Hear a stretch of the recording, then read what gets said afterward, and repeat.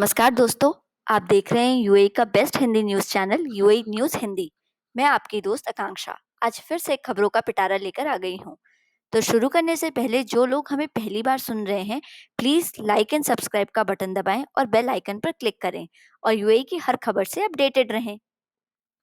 तो शुरू करते हैं।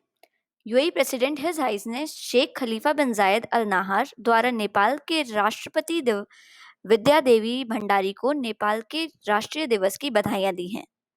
His Highness Sheikh Mohammed bin Rashid Al Maktoum, Vice President and Prime Minister of UAE and ruler of Dubai, तथा His Highness Sheikh Mohammed bin Zayed Al Nahyan, Crown Prince of Abu Dhabi एवं deputy supreme commander of UAE armed forces द्वारा भी नेपाल के राष्ट्रपति एवं प्रधानमंत्री को वहां के राष्ट्रीय दिवस की बधाइयां भेजी गई हैं।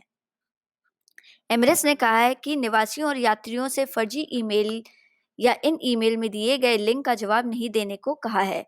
एमिरेट्स एयरलाइन ने यात्रियों को एक नए फिशिंग मामले के बारे में सचेत किया है, जहां जालसाज लोगों ने एक ईमेल भेजते हुए कहा है कि उनकी उड़ानें रद्द कर दी गई हैं।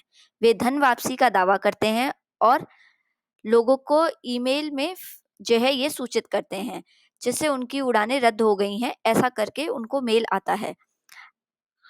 उस मेल में आगे वो लिखते हैं, आप अपना धन एकत्र करने के लिए इस लिंक पर क्लिक करें। यह एमिरेट्स एयरलाइन से भेजे गए ईमेल कतई नहीं है। कृपया अपनी व्यक्तिगत जानकारी की सुरक्षा के लिए सावधान रहें और प्रतिक्रियाएं ना दें। यहाँ पे क्लिक भी ना करें।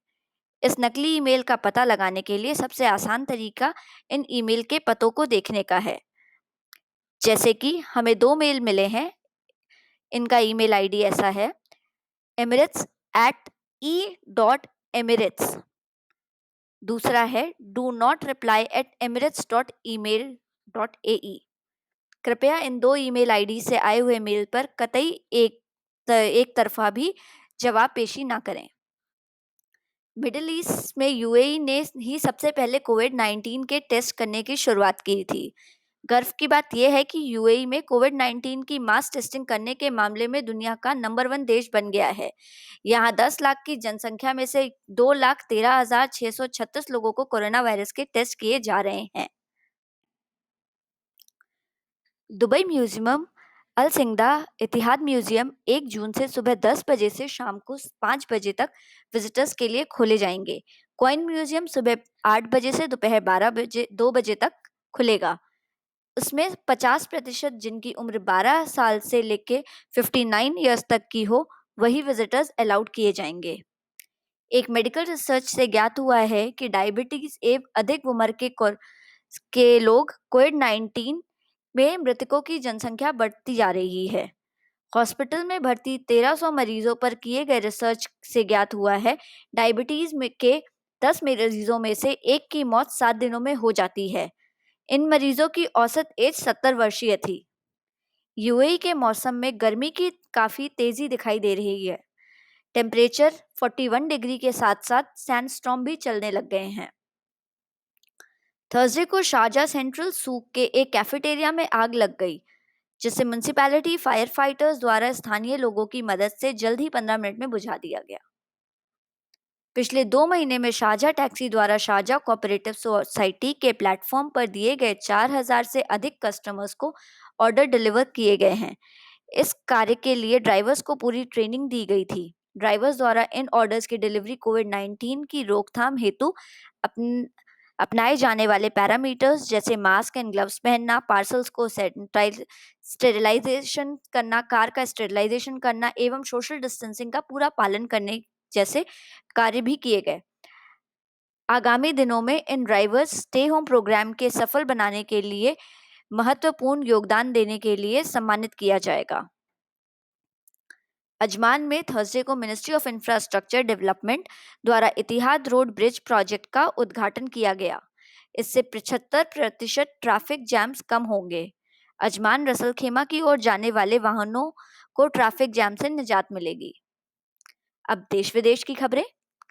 जांचकर्ताओं और बचाव अधिकारियों ने पाकिस्तान इंटरनेशनल एयरलाइंस के विमान के मलबे में लगभग 30 मिलियन रुपए नकद पाए हैं, जिसमें बोर्ड पर 99 लोगों की दुर्घटना हुई थी, जिसमें से 9 लोगों सहित 97 लोग मारे गए थे।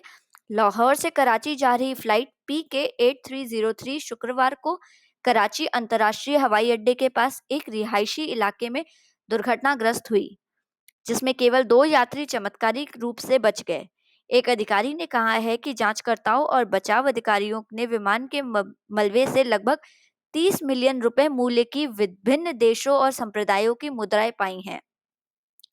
अधिकारियों ने कहा, एक जांच में आदेश दिया है कि इसकी बड़ी मात्रा में नकदी हवाई अड्डे की सुरक्षा और सामान से स्कैनर के माध्यम से कैसे निकली, इसकी वापस से अ, इसकी जांच होगी। उन्होंने कहा कि मलबे में 2 बैग से राशि बरामद की गई है। उन्होंने कहा, शवों और उनके सम्मान की पहचान प्रक्रिया जो उनके परिवार रिश्तेदारों को सौंपी गई है। पाकिस्तान सरकार द्वारा यूएई में रह रहे पाकिस्तानी नागरिकों को वापस ले जाने के लिए जून महीने के पहले 10 दिनों में 27 फ्लाइट्स की घोषणा की गई है।